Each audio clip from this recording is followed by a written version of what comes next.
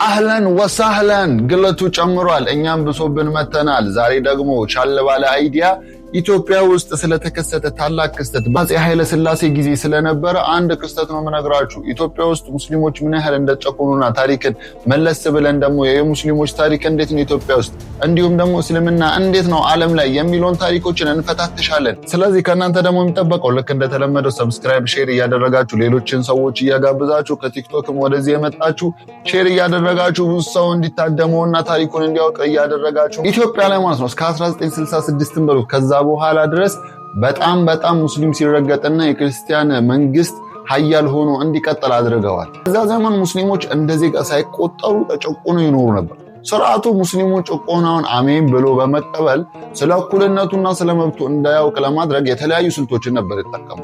ከዚህ ስልቶች መሃል ደግሞ ማለት ነው ሙስሊሞች ዓላማቸው የኢስላማዊ መንግስት ሊያቋቁሙ ነው የሚለውን የፈጠራ ውንጀላ በጥርጣሬና በስጋት እንዲታዩ ማድረግ አንዱ ስልት ነበር። ይህንን ስልት ደግሞ በሚገባና ማለት ነው ቀመም በሆነ መልኩ አፄ ኃይለ ሥላሴ አካሂዶታል። ይህንን ስልት ማለት ነው ከጅምሩ ነበር ያካሂዱት። ለምሳሌ ልጅ ኢያሱ ላይ እስልምናን ተቀብሏል፣ ክርስቲያናዊቷን ሀገራችንን ወደ እስልምና ሊቀይር ነው የሚሉትን መሰል ክሶች ተደራርበው ነበረ ያመጡበት። ከሀገር መሪነት ተፈናቅሎ ማለት ነው ዘውዲቱ ሚኒሊክ ስትነግስ አፄ ኃይለ ሥላሴ እኔ አፄ ኃይለ ሥላሴ ያለው አይደለም ሙስሊም ሊነግስ ጭራሹኑ አያስበውም መማሪያ እንድታደርጉትን ብዬ ልጅ ኢያሱን ከመንበሩ አውርጃለሁ። ለሌላውም ሙስሊም መልእክት ይሆናል። እኛን እስላማዊ ሀገር ሳይሆን ክርስቲያኒቷን ሀገር ነው ብንመራው በሚለው አቋም ልጅ ኢያሱን በማውረድ መስከረም 17 ቀን 1909 ዓመተ ልደት ስልጣን ላይ ከወጡበት ጊዜ አንስቶ በርካታ ሙስሊሞች በስጋት እንዲታዩ ሰርተዋል። ኋላ ላይ ንጉሠ ነገሥት ሆነው ሀገር ሲመሩ ይህንኑ ስልት ነበረ የተጠቀሙት። በስፋት ስለዚህ ጭቆና እናወራለን። ነገር ግን ዛሬ 11 ነገር እነግራቸዋለሁ። በ1952 የፍትሐ ብሔር ሕግ ወጣና ዜጎች በነፃ የመደራጀትና ማህበር የማቋቋም መብት እንዳላቸው ተገለጸ።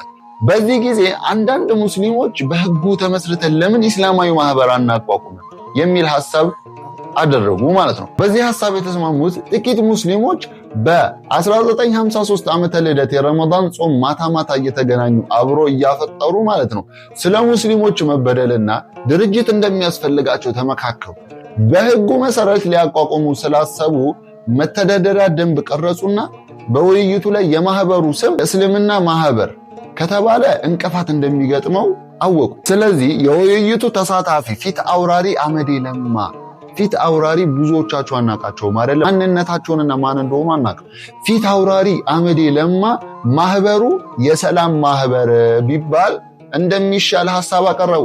በተጨማሪም ደግሞ ፊት አውራሪ አመዴ ለማ የሀገሪቷ የህግ መወሰኛ ምክር ቤት አባል ስለነበሩ ማህበሩ በእሳቸውና መሰሎቻቸው ቢመሰረት መንግስት ማህበሩን በጥርጣሬ ያየዋል የሚል ሐሳብ አቀረቡ። በዚህ ሁኔታ ፊት አውራሪ አመዴ ለማ በህይወት ታሪካቸው በተረኩ በመጽሐፋቸው እንደዚህ ነበር ያሉት። ስለዚህ ይህ ማህበር በኛ ከተቋቋመ አይን ስለሚጣልበትና ተንኮል አስበው ነው ስለሚባል የማህበሩን ምስረታ ከዚህ ካደረስ ነው አንዳንድ ሀብታም ነጋዴዎች መተዳደሪያ ደንቡን እንስጣቸውና እነሱ ያቋቋሙትና በኋላ ማህበርተኛ መሆን እንችላለን። ማህበሩን ደግሞ የሰየምነው ሰላም በሚል ስም ነበር። እስልምና የሚለው ቃል ያስገባን እንደሆነ ችግር ያስከትላል በማለት ሀሳቤን ሰጠው። በዚህ መሰረት ሰላም የተሰኘው ማህበር በ1953 ዓመተ ልደት ተመሰረተ። እስከ 1955 ዓመተ ልደት ግን ምንም አይነት ማህበሩ የጎላ እንቅስቃሴ ሳያደርግ ነበረ የቆየው። ምክንያቱም ደግሞ ማለት ነው የማህበሩን የፕሬዝዳንትነት ስፍራ የተቆናጠጠው ፊት ተብሎ የያዘው ሐጂ ከማል ሐጂ የሚል ስም የሚታወቀው ግለሰብ ነበር።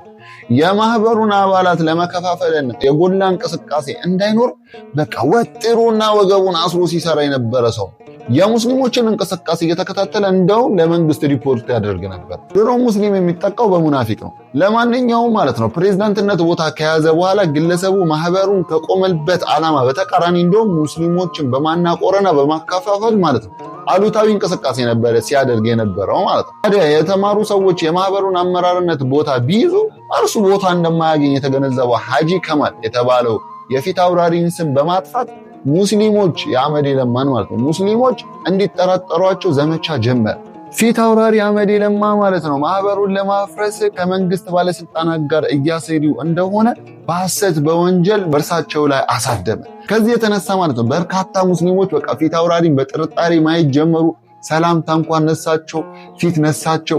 ሁሉም በቃ እንዴት አደርክ እነሱ እንኳን ሲናገሩ ማለት ነው በዚህ ምክንያት እንዴት አደርክ እንዴት ዋልክ የሚለኝ ሰው አጣሁ። የሀገር መሐላ በድርድርም የሚሰማኝ ነበር ያጣሁት ነበር ያሉት።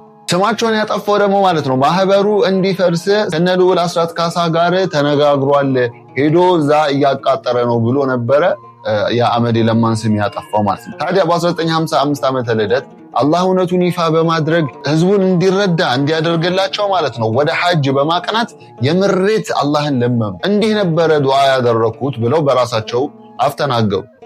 ሀገሬ ላይ ችግር ደርሶብኛል። ባልሰራሁት ነገር ስሜ ጠፍቷል። እውነቱን በመሐላ ለማስረዳት ሞክረም አላመኑኝም። ያ አላህ በዚህ ምክንያት አእምሮ እየተቃወሰ ስለሆነ ይህን ስሜ ካላጠራህልኝ ሃይማኖቴን እቀይራለሁ አልኩኝና ጸሎት አድርጌ ተመለስኩ ይላል። ፊት አውራሪ አመዴ ከሐጅ ሲመለሱ አላህ ልመናቸውን ተቀብሎ ነበር ያገኙት። የሰላም ማህበር አባላት ማለት ነው ፊት አውራሪ ላይ የተነዛው ወሬ መሆኑን ደርሰውበት ጠበቋል።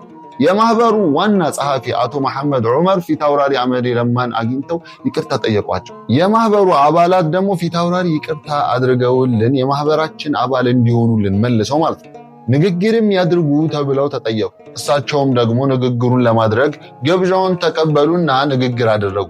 በሐሰት ስማቸው ሲያጠፋ የነበረው ግለሰብ የፊት አውራሪ ተቀባይነት ማግኘት አላስደሰተውም ነበረ። በመሆኑም ንግግራቸውን ሊያጣጥል ሞከረ። እዚያው መድረክ ላይ ነው አሽቀንጥረው የጣሉት። ከፕሬዝዳንትነቱም ደግሞ አስወገዱ።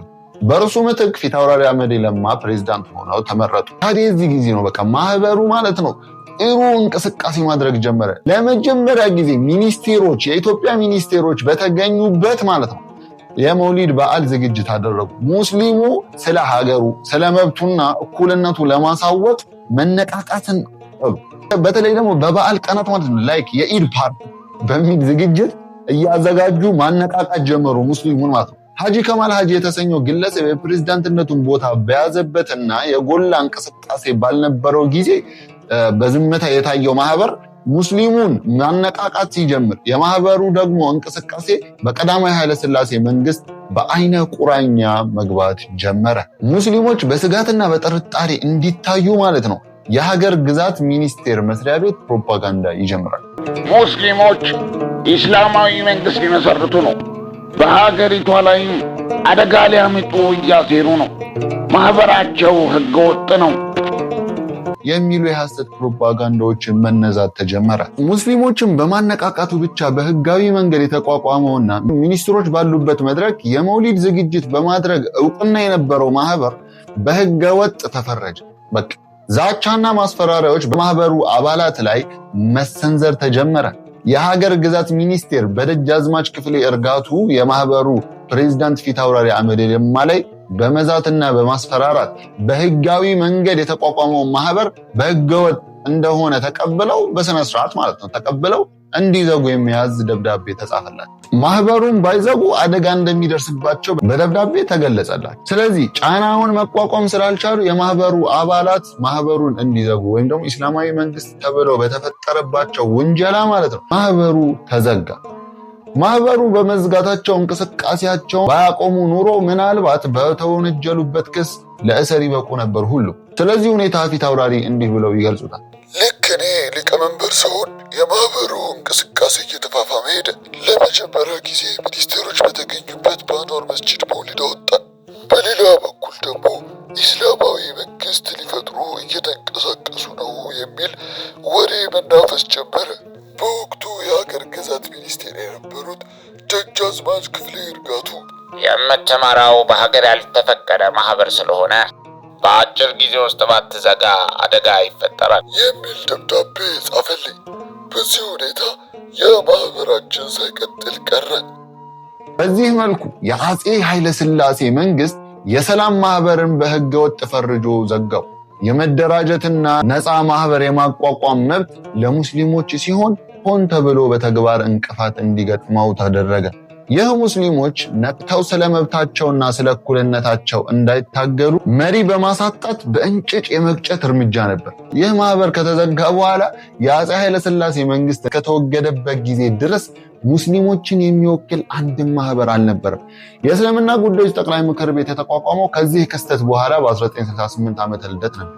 እስካሁን ካወራነው ደግሞ እንደተረዳነው ሙስሊሞች ስለ መብታቸውና ስለ እኩልነታቸው ተነቃቅተው መጠየቅ ሲጀምሩ በእስላማዊ መንግስት ምስረታ መወንጀል ታሪካዊ መሰረት ያለው ተግባር መሆኑ ነው። በጣም የሚገርመው ነገር ደግሞ ሐጂ ከማል ሐጂ የተባለው ያ የሚያቃጥረው ሙናፊቅ ማለት ነው በአፄ ኃይለ ሥላሴ ድጋፍ ወደ ሐጅ ሄደ። ሐጅ ከሄደ በኋላ የመካና የመዲናን ጉዞ ሚስጥር ብሎ መጽሐፍ ጻፈ። ያ የጻፈው መጽሐፍ ላይ ደግሞ በጣም የሚያስቀው ነገር ማለት ነው ሐጅና ዑምራን ማለት ነው በቃ እዛ የሐጅ ስነ ስርዓትን በማጣጣል ሰዎች የኢትዮጵያ ሙስሊሞች እኮ ድሬ ሼህ ሁሴን እያለላቸው ሐጅን መሄዳቸው በቃ አግባብ አይደለም ብሎ ጻፈ። ያ ማለት የሙስሊም ወይም እስልምናን ሰዎች እንዳያውቁት ወይም ደግሞ መብታችን ነው ብለው መካ ሐጅ ከማድረግ እንዲቆጠቡና ባህላዊ የሆነ መጥፎ ሁኔታ ውስጥ ለመክተት የተደረገ ሴራ ነበር። ጭውውን ስናጠቃልለው ማለት ነው በጣም አስገራሚና አሳዛኝ ሁኔታው ማለት ነው ይህ ግለሰብ የአፄ ኃይለ ሥላሴን ውዴታ በማግኘቱ የወረዳ ገዢነት ስልጣን ተሰጥቶት ነበር። ክርስትናንም ደግሞ በጣም የሚገርመው ነገር ክርስትናን ደግሞ በይፋ ነበር የተቀበለው። በመጨረሻም ህዝበ ሙስሊሙ ጠልቶት አግልሎት በሞተ ጊዜ እንኳን ቤተክርስቲያን ነበር የተቀበለው። አላህ ይጠብቀን። በደረሰባቸው ምሬት እውነቱ ካልወጣልኝ ሃይማኖቴን እለውጣለሁ ያሉት ፊት አውራሪ አመዴ ክርስትናን ሳይቀበሉ ሐጂ ከማል ሐጂ የተባለው ሰውዬ ደግሞ ክርስትናን ተነስቶ ሞተ። ፊት አውራሪ ስለዚህ ሰው ሲገልጹ እንዲህ ብሏል። በመጨረሻም ክርስትናን ተነስቶና ስሙን ለውጦ ጃንሆይ ዘንድ በመቅረብ የወረዳ ገዥነት ተሰጠው። እስላሞችን ሲያየ ደረቱን ነፍቶ ቀጥ ብሎ ይሄድ የነበረው ሰውዬ አንገቱን መድፋት ጀመረ። ይህ ደግሞ አንድ ሰው ተነስቶ በማያውቀው ሃይማኖት በመዘባረቁ ህዝቡ ሁሉ ጠላው። ይህ በህይወት ዘመኔ ከታዘብኳቸው አንዱ ነው። ይህ አጋጣሚ በጣም ብዙ የሚያስተምረን ነገር አለ። አንደኛ ከአፄ ኃይለ ሥላሴ እንኳን ድረስ ማለት ነው እስላማዊ መንግስቶችን ከጣሉ በኋላ ምንም አይነት ማህበር እንዳይቋቋም መደረጉ። ሁለተኛ በአፄ ኃይለ ሥላሴ ጊዜ የነበረው ስርዓት በቃ ትንሹና የመጀመሪያው ልነግራቸው የፈለግኩት የሙስሊሞችን እፍን አድርጎ የማስቀረት አንዱ እርምጃ ሲቀጥልና ዋነኛው ደግሞ ሁስነል ኻቲማ ዱዓ ማድረግ ያለብን ሁስነል ኻቲማ። ነብዩ ሰለላሁ ዐለይሂ ወሰለም እንኳን ዱዓ ያደርጉ ነበረ ጥሩ መጨረሻ እንዲኖራቸው። ፊት አውራሪ አመዴ ለማ በእስልምናቸው ቆመው ያንን ዱዓ አድርገው እኔ እለውጣለሁ ብለው ያስቸገራቸውን ነገር እንኳን መተው ፈተውት አላህ ፈቶላቸው፣ እሱ ግን በሙናፊቅነቱ የተነሳ ሙስሊምነቱን ትቶ ከፍሮ ሞተ ማለት ነው። እዚህ ቪዲዮ ብዙ እንደተማራችሁና የሀገራችንን ታሪክ በተወሰነች መልኩ እየነካካን እንደሆነ ተረድታችሁኛል ብዬ አስባለሁ። የረበና ሰላም በእናንተ ላይ ይውረድ።